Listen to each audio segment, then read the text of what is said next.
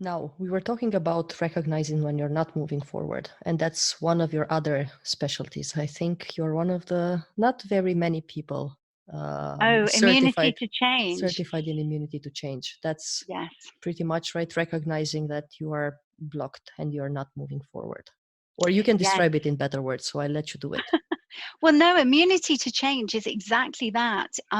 It was developed by Robert Keegan and Lisa Leahy from Harvard, an amazing pair of people, really, who have studied this area for many decades and are amazing gurus. And I was so privileged to be able to work with them. But immunity to change is when you know what to do. You've got all the knowledge, you understand the need for change, so you know that there's a real benefit to change, and you could even attempt it and start doing it, and then it falls away, and for one reason or another you almost sabotage yourself to not being able to put the change in. And situations, Robert Keegan's done some work with medical centers, and he said people know that they need to take these drugs because they've got a heart condition, and if they don't take it, they could die. So they know the drugs, they know why they need to do it, they know how to take it, and they do for a bit, and then they stop taking it. And why? And he would say that, and it's my experience too, working with my clients, is that sometimes we have an underlying need that actually goes, no, this is wrong, I'm not going to do it. And we call it immunity to change. And it's the description of, you have a psychological immune system just like you have a physical immune system. And in your physical immune system, we have all our antibodies there ready to fight against the dreaded viruses or the bacteria when they come in, those foreign bodies. But sometimes with cancer, for example, they get it wrong, and then you find that your body's actually created the thing that it is fighting it in the first place, and that's what we need to work on, so our immune system can go a bit crazy. And it's the same thing psychologically.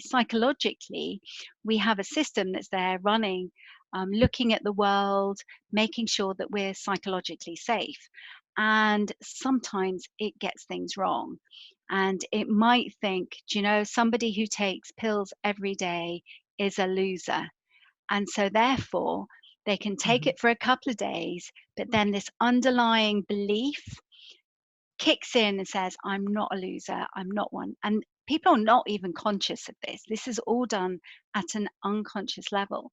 So we have a really nice process where you start to investigate. We call it creating a map. And what you're doing is really creating a map to understand what it is that you think and do that are preventing you from achieving those goals that you want. And sometimes it's the things that you're not doing Mhm. that are also kicking in. So it's a wonderful process to help us unblock those long-term issues. Yeah. So No, well, last time we spoke, I had an issue of my own, so I mm, think I'm on the way there. Just to tell everyone, I like cooking, right? And I believe that mm, I'm the best there is, so I don't let anyone touch what's in the kitchen. But it got to such a level that I'm very controlling about it. And then mhm, I really even if it's works against my time and I don't have the resources to do it, I will not let anyone do it because I believe I can do it. I can do it better. So I had a bit of a struggle with it because I didn't have time. I had to let yeah, someone else do it. Someone else can do it. But I didn't you like it. knew. And nope. And then whenever I saw them in the kitchen, I would just say, yeah, you're doing it wrong. This is not the way to do it. Just trying to get it back.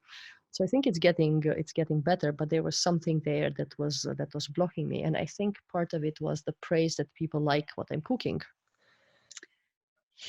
Yeah, or part of it. So that was hard to give up because then I would not get it.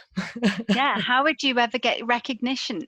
Yeah. Exactly. If you're not doing it, and Yes. Where's your value? yes. And so it's these deep things that we just Hmm. don't even realize. And a bit, so once we've identified some of those things, then we don't want to remove your immunity because it's adding value to you, it's keeping Hmm. you safe. And there are times when actually it needs to be there.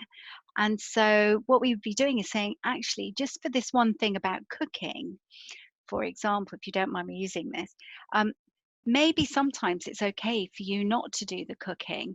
Let's just test and see if people still value you if you didn't do the Mhm. cooking for one night. And let's see if you can get recognition for some other things. So we would create little experiments where you go and you start retesting it. And what that does is that rebuilds some of the neural pathways almost in your psychology. So you can start to go, actually, it's okay if I do this. I'm still safe. And my immune system's still functional. It doesn't need to protect me in this way. So then we can break through some of these changes. Yeah. Yeah, it starts to work, but it was not an easy one. Yeah, I No, know it they sounds never very are. easy, and usually people give up cooking like, yeah, I have no time. I'll just go to a restaurant. No, I really, really love doing it. But I think part of it was the praise. So now I'm still working on it because we spoke about it last time we met. Yeah. Yes. That's okay. The other thing is that, these great changes don't come Mhm. quickly. So I think we have to be patient with ourselves too. They're not quick fixes. They're us really growing. And so I think we have to be patient and tolerant of ourselves too. Yeah. True, true, true. And it takes time. That's what I'm learning. It takes time. It doesn't happen overnight.